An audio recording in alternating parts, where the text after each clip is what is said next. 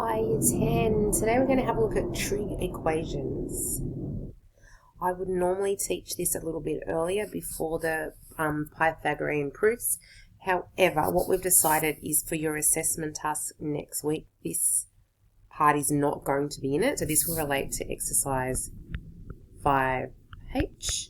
So we won't be testing you on that next week. However, we still need to have it in our learning schedule. We still need to learn it. We'll still be tested on it at the end of the year in your HSC. So it's still really important, but not for our assessment task next week. Okay, so it's number 7, trig equations 1. Let's have a look at it. So the steps that we've put up there for you to have a look at, first step I'd look at would be to solve the reference angle. So what we want to do is find, first of all, what theta is, or what x is, or what it is in that first quadrant, which is what we'd looked at previously. So we've done some of these previously.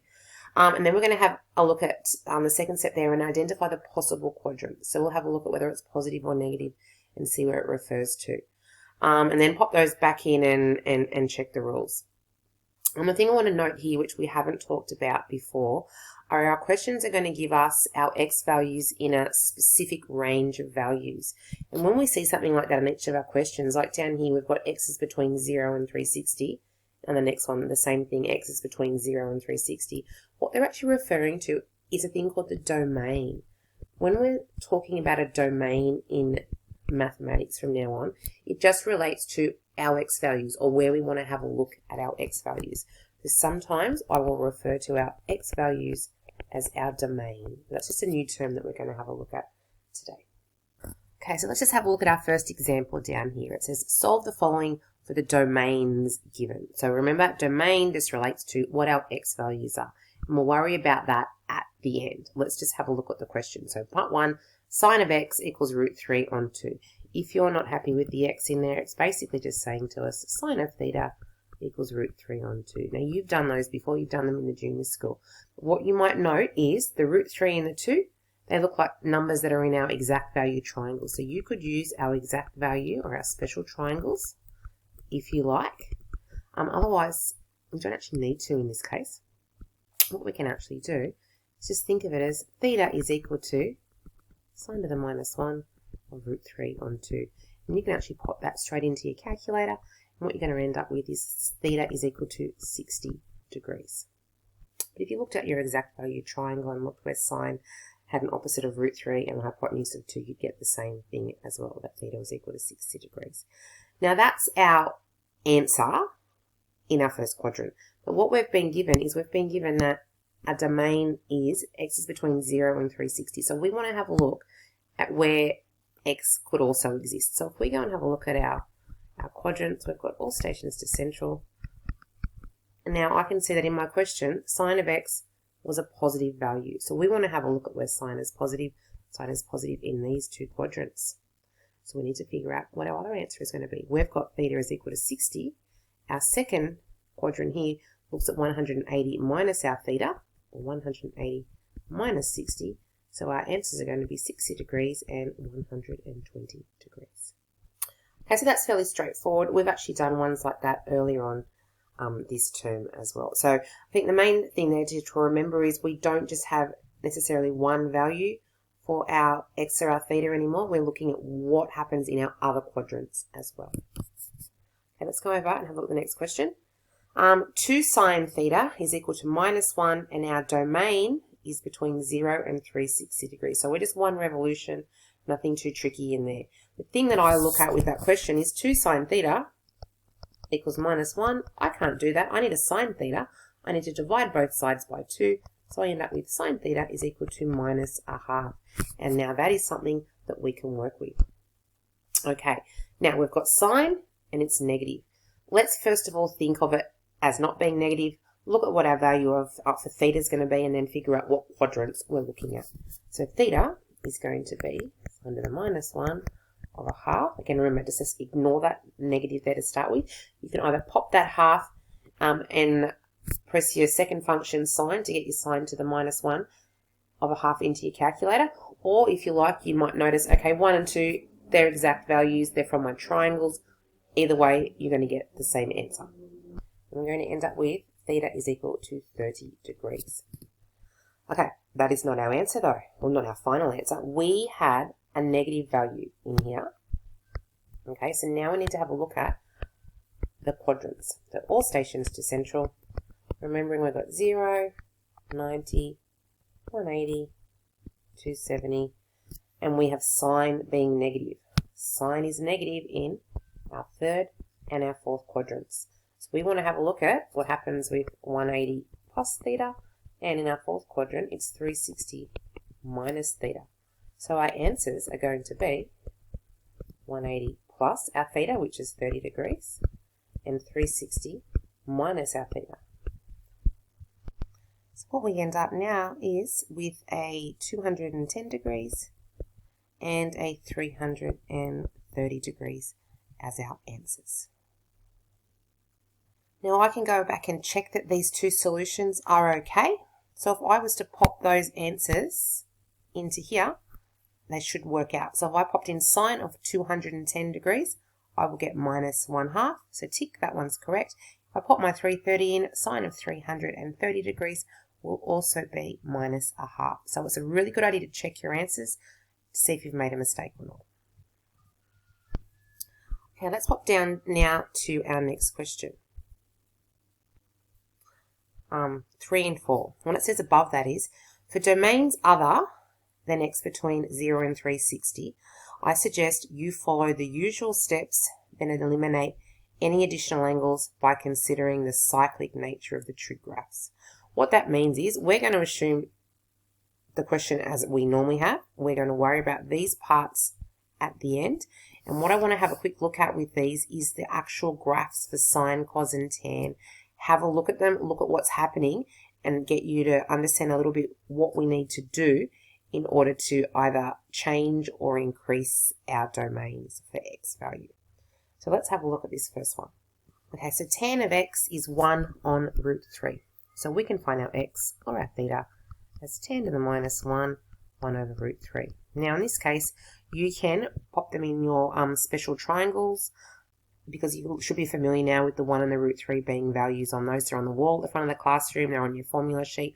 Otherwise, we can actually pop that straight into our calculator. 1 over root 3, second function tan, you'll get 10 to the minus 1, a value of x being, so that gets me an angle of 30 degrees. Now that's our first value quadrant answer. We are now in more quadrants than that. So all stations to central. I'm in a circle here. We're thinking we're starting at 0, comes back to 360. We've got 90, 180, and 270. I like to put those in sometimes just to jog our memory of that. So we're looking at tan being positive. So where was tan positive in there? Tan is positive in the first quadrant, tan is positive in the third quadrant. So we've already got our first value here, our first quadrant answer, and our third quadrant answer is the 180 plus that theta. So 180 plus 30 is 210 degrees. Okay, so we've got x is equal to 30 and x is equal to 210. But we need to think about what that actually means, because we've got an answer here of 210 degrees, which sits outside our domain. It sits above 180 degrees. So that is not going to be an answer that we're going to want. But we need to figure out, well, what does that mean? There's going to be another answer we're going to want, because instead of having our normal domain of between 0, which we start here, and we zip around once to get back to 360, the usual domain that we're working in is between 0 and 360 degrees. Well, we're between 180 now and 180 degrees. What I can do is just take 360 degrees off my 210, but I want to show you why I would do that. And to do that, I want to jump over and show you what the graph of tan of x actually looks like. We haven't worked with that yet at all. You might have seen it a little bit last year. But what it actually will come into play in is more in later on in our trig function topic. In our functions topic, we look at some of the trig functions in a little bit more detail. So here is a graph of tan of x. All these curly parts are tan of x. It's crazy. There's these little parts here where we can't have a value, which we haven't looked at yet, little asymptotes, but we don't need to worry about those for now. We've got our y-axis, our x-axis as per normal, and there's our height of 1. So when you guys were looking at the spaghetti graphing last year, with the unit circle, you looked between these two values, and we had a look at, you looked at dividing sine by cos, and you got tan. You didn't actually graph it, I don't think. This is what it would look like. So we've currently got values of 30 degrees, which I've marked out here. There's my 30 degrees, and 210 degrees, which sits about here. Okay, but our domain that we want for x is between 180 and minus 180. So we're actually going to have a solution down here as well. So if you have a look at the graph, our 30 degrees and our 210 degrees are in the same spot on the curve of the time of the tan graph, just at a different repeating angle spot. So if I look back down here to this part of my tan graph, which is below 0 degrees, and I marked out a line here, I'm going to have a solution here, another solution at whatever angle this is, and it sits between the minus 180 and the 180. And how I'm going to get that, if I have a look at what's happening here, this graph here, my last one, sits at 180 degrees, and it is 180 degrees to our 0 point, another 180 degrees to minus 180. So if I was to take 360 degrees from my 210 degrees, I would get my angle down there. So let's type that in the calculator. 210 minus by 360. I'd end up with minus 150 degrees down here. And that would be a solution that we want to have in our, as one of our answers. We could also find that, if we didn't want to use it that way, we could look at it in terms of, well, our 30 degrees here, it's moved, if we move that 180 degrees, that would also get us the 150. So if I went 30 minus 180. So we're just looking at where the graph was repeating and where that might fit in. So I'm going to jump back and pop that into the answers here. So we noted before, this 210 degrees sits outside that domain. So that's not an answer they want to have, but my 30 degrees does sit in there.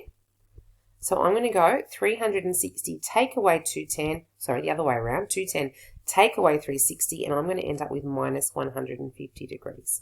Now this is a little bit harder, this one's a little bit difficult to get your head around because we haven't looked at tan graphs yet. We will look at those more in the next, 6 to 9 months, and we'll come back occasionally and have a look at questions like this one. But let's look at another one like this while we're here. Let's jump over to 4.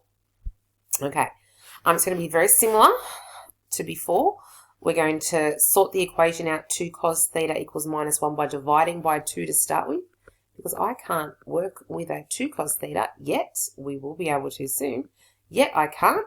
So I need to divide by the 2 and I get cos theta equals to minus 1/2. Now if we work that out as per we normally would, disregard the 0, figure out what cos is, figure out what 0 is. Sorry, excuse me, I'm so sick today. Rephrase that again. Let's figure out what theta is, and then we'll worry about that new domain between 360 and minus 360 in a moment. Okay, so to find what theta is, we've got cos to the minus 1 of 1/2. Let's forget the minus bit for now. We'll look at that in a moment. We're just looking at the half. We're just looking at the first quadrant. So you can pop that straight into your calculator.